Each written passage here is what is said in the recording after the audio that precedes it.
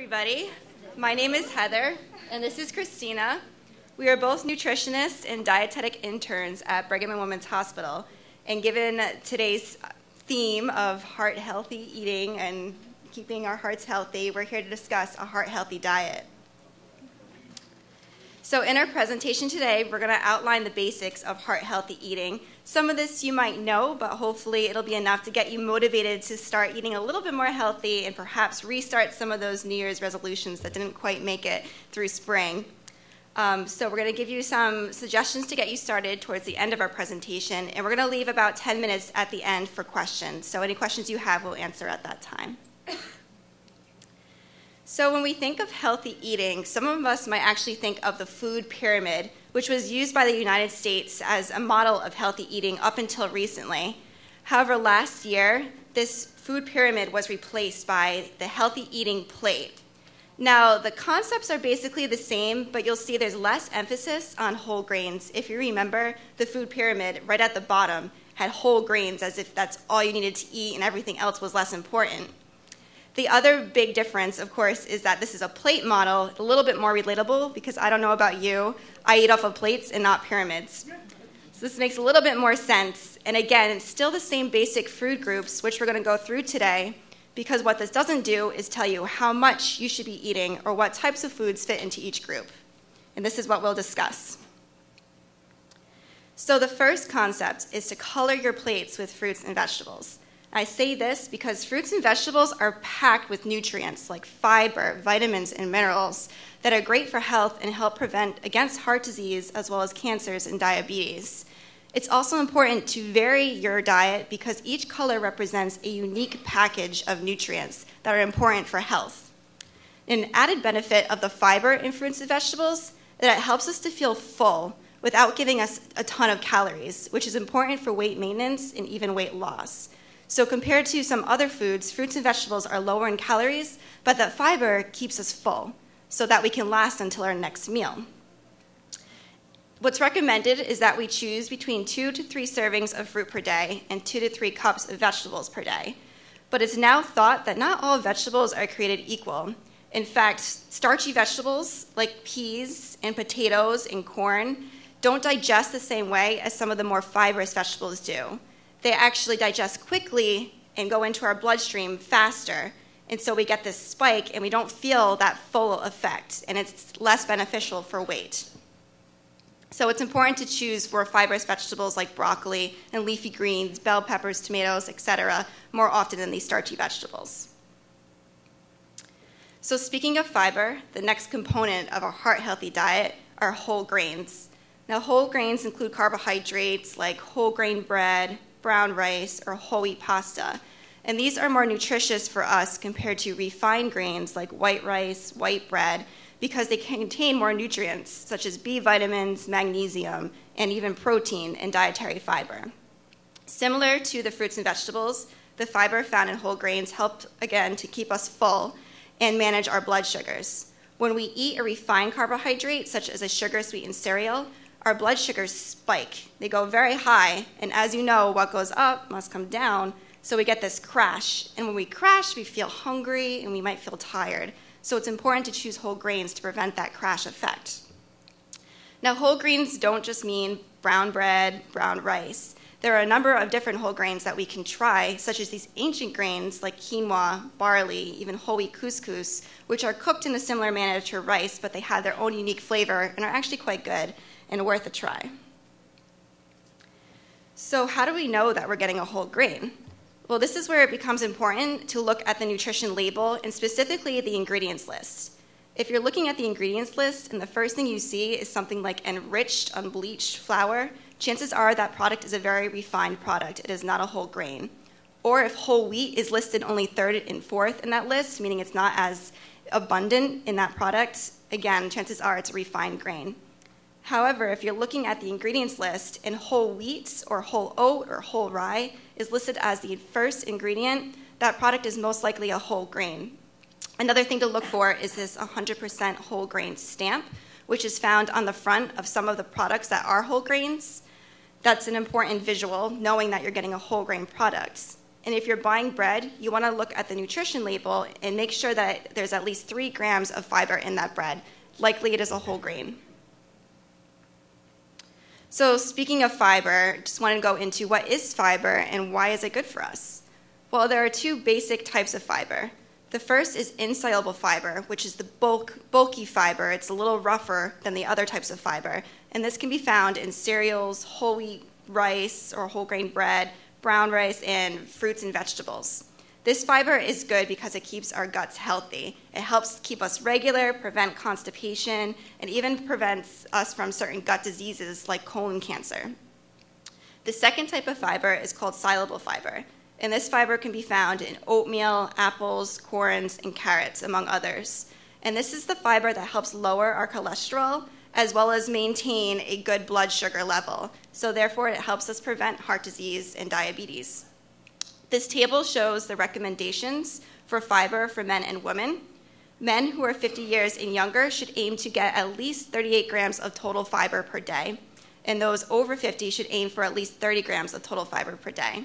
For women, the numbers for 50 years and younger are at least 25 grams, and 50 and older, at least 21 grams of total fiber per day. So next, I want to move on to protein. So for a heart-healthy diet, we want to look for lean proteins and plant sources of protein.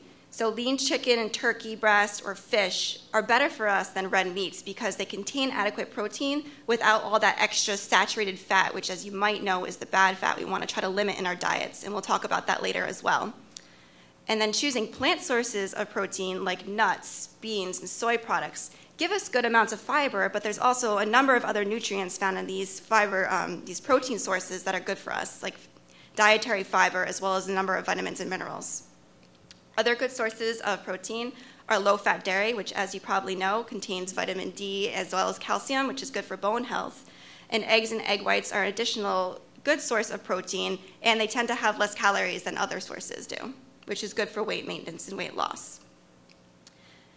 So this is just to compare lean steak, a 6-ounce portion of lean steak, to other sources of other proteins. So to give you a visual of why we recommend chicken and these plant sources, looking at the lean steak, we see it has more calories, more total fat, and more saturated fat than any other protein source in this table. If you compare that to lean chicken has just almost as much protein, less calories, less total fat, and less of the saturated fat, which, as I mentioned, is sort of the fat we want to limit as much as we can. Now, these other sources don't have as much protein, but if we eat them throughout the day, we'll still get enough protein in our diet with less calories and more of those other nutrients I was talking about later. So next, I'm going to hand it over to Christina, who will talk to you about fats. So as you may have heard, fats kind of get a bad rap. Many people have said for many, many years, if you want to have a heart-healthy diet, you have to limit the amount of fat that you're taking in. And now research has shown that that's actually not true.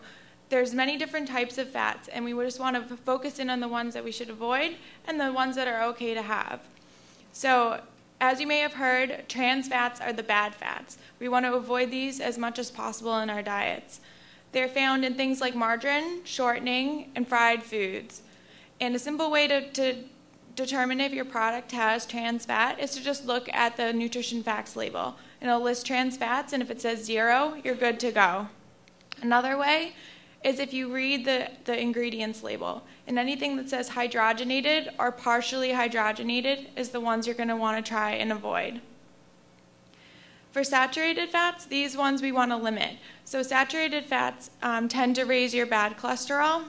Things like fatty meats, so your red meats, your dark meat chicken, cheeses, and whole milk dairy, they're all high sources of saturated fats. So choosing more lean proteins, reduced fat cheeses, and skim milk or 1% milk is going to be a way that you'll be able to limit the saturated fat in your diet. And then the good fats that we want to have plenty of are mono and polyunsaturated fats. So the great thing about these fats are they increase your good cholesterol and they decrease the bad cholesterol. So they kind of do the both things that we want to do. We want to have a lot of good cholesterol and less bad cholesterol. So, sorry? I've heard them called essential, that these oils, that these fats are essential, the mono and the Well, it is true that you do need a certain amount of fat in your diet. It's essential nutrient, and then to get the fat, we do want to try and choose these sources. So that is a good way to think about it, that these poly and monounsaturated fats are essential. Things like olive oil, canola oil, and soybean oil are all great sources. And then nuts. So nuts are really high in mono and polyunsaturated fats. So they're a great snack. They're a great addition to your meals. Nut butters, peanut butter, almond butter, all great sources. And then avocado. So we don't necessarily want to completely avoid fats, but just be conscious that they do have a high calorie content. And if you're watching your weight, use them in moderate amounts and choose the mono and polyunsaturated whenever possible. And omega-3 fatty acids. So these have been a lot in the news recently because of their heart healthy benefits as well as their inflammation reducing effects. So what omega-3 fatty acids do in your body is they reduce inflammation, which protects your heart and protects your body from other disease processes. So the EPA and DHA, which those are the omega-3 fats, they're mainly found in fish, and particularly fatty fish. So things like salmon, sardines, and canned tuna are going to be your best sources of omega-3 fats. And often people don't eat enough fish or are wary of eating canned tuna because of the mercury levels. So it's good to know that omega-3 fatty acids are also found in things like canola oil and soybean oil, flaxseed oil, and things like walnuts. So it's important to try and get your omega-3s from varied sources, including the fatty fish, but also from the other products as well. You can also choose to get the omega-3s through a fish oil supplement. If this is something that you're interested in, we do recommend that you talk to your doctor first, because fish oil, like any other supplements, may interact with medications you may be on. But if you get the okay and you're going to the store to look for one, you want to make sure you're getting 500 to 1,000 milligrams of EPA plus DHA per day. So you may actually have to take more than one pill to get this, but that's a thing to look for in your supplement. And then people complain about fish oil supplements because it gives them like a fishy taste in their mouth sometimes. So we've found that if you take your fish oil with food, and if you keep the bottle in the fridge so they're cold when you take it, you won't get that fishy burp sort of taste in your mouth after you take them that a lot of people tend to complain about. And possibly the most difficult part about following a heart-healthy diet is cutting back on the salt. So the recommendations are for less than 2,000 milligrams of sodium per day, and in some populations, some certain diseases or ethnicities, you actually want less than 1,500 milligrams of sodium. To put this in a little perspective for you, 1 teaspoon of salt has 2,300 milligrams of sodium. That's more than the recommended amount. And 1 shake of your salt shaker has 200 milligrams. So if at dinner, you shake 10 times onto your food, you're already at the 2,000 milligrams of sodium. So it's important. Our best recommendation is just hide the salt shaker. If it's not out on the table, you're not going to be tempted to put it onto your food. You can use other spices to season your food. Mrs. Dash is a popular salt-free seasoning that people often use. They now make marinades and all sorts of other things that don't have salt in them. So those are a good choice if you're looking for something. Avoiding processed foods, canned soups, canned vegetables, salted snacks, and fast foods are also going to be ways to cut back on the sodium in your diet. If you do buy canned beans or canned vegetables, you can rinse the salt off before you use them. That'll cut back on some of it. And it's always important to read the labels. Find out how much salt is in products you're buying and comparison shop. If you're looking for 2 different marinades, read the labels and say, oh, this one has less sodium. This might be a better choice. Another important aspect is maintaining a healthy weight and exercise. So everyone wants to be, at that healthy weight. And in addition to, feeling great, it does reduce the risk of chronic disease. However, if you do have some weight to lose, even just 5 to 10% of weight loss can drastically reduce your disease risk. It can lower your blood pressure, sometimes it improves diabetes, and it makes your heart healthier. So even just losing a couple pounds can really be beneficial. As for exercise, the recommendations are for at least 30 minutes of moderate exercise on most days. So this is as easy as going out for a walk. You can start slowly and build up to the 30 minutes, but just getting moving is really great. And every little bit counts. So if you can walk to do your errands, that might be a great idea. If you go to the supermarket, park across the parking lot rather than right in front of the store, and just that 5 minutes, it all adds up. Taking the stairs, if possible, rather than the elevator or escalator, are other good ways to get some little exercise in throughout the day. So some suggestions to get you started on heart-healthy eating. When you go to the supermarket, make a shopping list before you go. Plan out your meals and write down only what you need and stick to it. If you don't need cookies, there's no need to walk down the cookie aisle. It's just going to make you want to buy them. If you stay on the perimeter of the store, that's where the fresh fruits and vegetables are, your lean meats, your dairy products, your whole grains. If you just stay on the perimeter, you're less likely to see something tempting that you want to buy. Eating small meals frequently throughout the day helps keep up your metabolism. So if you don't eat for an extended period of time, you get really, really hungry. And then if you see food, the first thing you want to do is eat it. So you're less likely to make healthy choices if you go for extended periods of time without eating. So sometimes having a snack or eating smaller meals throughout the day may be really helpful. And then eat breakfast. So people who eat breakfast tend to speed up their metabolisms throughout the day, and they're not necessarily hungrier. If you think about your metabolism like a fire, you have to feed the fire to keep it going. And what do you do to get it started? You put a big starter log on there and light the flame. So if you think about breakfast like a big starter log, it's going to start your day right. You start your day on the right foot with a healthy breakfast, and you'll feel better throughout the day, and you'll get your metabolism up. Make your half of your plate vegetables. So like if you think back to the healthy plate that we showed, half the plate was fruits and vegetables. So if you're choosing to have half your plate as vegetables, you're getting all the great benefits of the vegetables, as well as filling up on the healthy items rather than maybe the potato or something else that you're having. This may be difficult when you go out to eat, because usually they give you a nice big piece of meat and a nice big potato and then a little portion of vegetables. So ordering a side salad or an extra side of vegetables to share can help you get to that half plate of vegetable goal. Keeping fruits and vegetables out where you can see them is a great tip. So if you have the bowl of fruit on the table or the cut up vegetables right in front of you in the fridge, you're more likely to reach for those things than going into the cabinet and getting some cheese popcorn or some crackers or whatever else you may have in there. Having a protein source at your meals and snacks. Protein acts like it fills you up, and it acts as a signal to your brain to say, okay, I'm done, I'm satisfied, I'm full. And it also keeps your blood sugars nice and constant. So by having protein with your meals and snacks, you not only know when you're full, but you also keep your blood sugar nice and constant so that you don't have the highs and lows that make you feel sluggish and hungry and tired. Pay attention to your portion sizes. So read labels, know how much one serving is, and then we have a nice guide on the next slide. I'll show you about how to eyeball your portions. Read labels, so know how much of salt you're having, know how much of fat is in the product, and compare the labels when you're out shopping. And then when you're going out to eat, don't be afraid to ask for what you want. So you're the customer in the restaurant. They want to please you. They want you to be happy and come back. So if you don't want any salt added to your food, just let them know. If you want your salad dressing on the side, ask for that. And it's often helpful to read the menu before you go to the restaurant so you kind of can plan out what you may be interested in having. So this is the portion size guide I was talking about. So if you're trying to eyeball how much fruits and vegetables you should have, it should be about the size of your fist. This also goes for things like rice at dinner, about the size of your fist.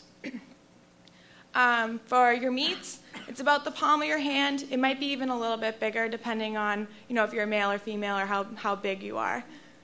Your whole thumb is about 1 ounce. So about a piece of cheese, the 1 serving of cheese is about 1 ounce. For condiments like oil, 1 teaspoon is your thumb tip. So if you're pouring a little bit of oil to dip in bread or something at the restaurant, just be conscious of a thumb tip is a teaspoon. That's a serving. And then for a serving of nuts, about a handful is 1 to 2 ounces. So however much can fit into your palm of your hand. So just to sum up, the best tip we can give you is just eat according to the healthy plate. This is going to have your balance of half the plate fruits and vegetables and about equal amounts of grains and proteins. Get some exercise. So now the weather's nice. It might be a good, idea to just take a walk once in a while, or, park a little bit further away and just walk. Get a couple minutes of exercise in as soon as you can. Maintain a healthy body weight. Like I said, even losing just 5 to 10% can be really beneficial. Planning ahead, so knowing what you might like to have for your meals and snacks will help you make healthy choices, and then planning ahead when you go out to eat or to the grocery store. And then remember, nutrition and healthy eating isn't about being perfect. Moderation is the key, so if you eat well and make good choices about 80% of the time, the other 20% is fine. You can have your treats once in a while, you can have some birthday cake, go out to dinner and have some bread with your dinner, things like that. So if you're making good choices most of the time, the little slip-up, sometimes people call it, is fine. That's part of life, and we want you to enjoy your eating as well.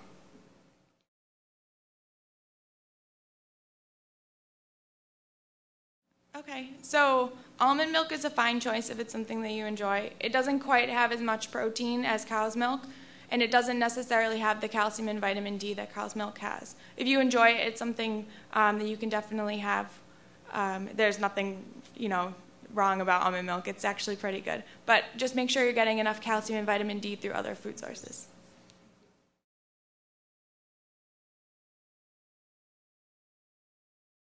So I think what you're referring to is the people who are on Coumadin and the vitamin K.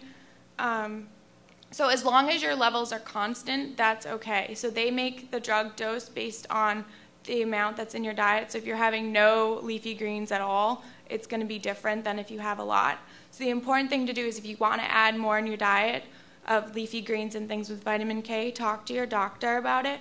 And as long as you're consistent, so you have about the same amount every day or week to week, then you should be fine with that. You don't necessarily have to avoid it. It's just a conversation that needs to happen to make sure that they get the drug dose right with your diet. I don't think that there's an exact amount. No, there's no exact amount. Yeah. You just want to keep it as constant as you can. Yeah, so you don't want to go out and have like a really, really big bowl of spinach if that's not something you're used to doing. So if you like to have spinach and you can have it some every day, that's probably better. You don't want to just have a big amount all at once. It's okay to vary it a little bit, so maybe have it one day and not have it the other, but you want to generally try and keep it fairly constant.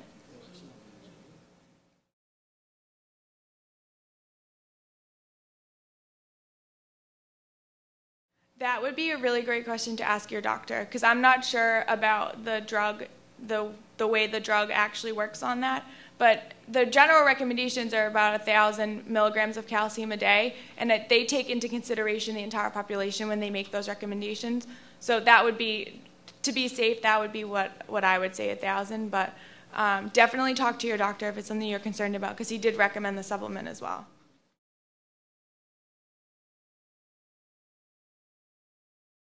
So cranberry juice does have vitamin K in it. And again, when you're talking about Coumadin, this is a conversation you need to have with your doctor. If you like cranberry juice, it doesn't mean you can't have it.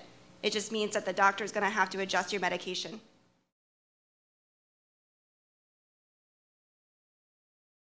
If you're on any medication, before you take any sort of supplements, you definitely should talk to your doctor, particularly fish oil, because it does interact with a fair amount of things.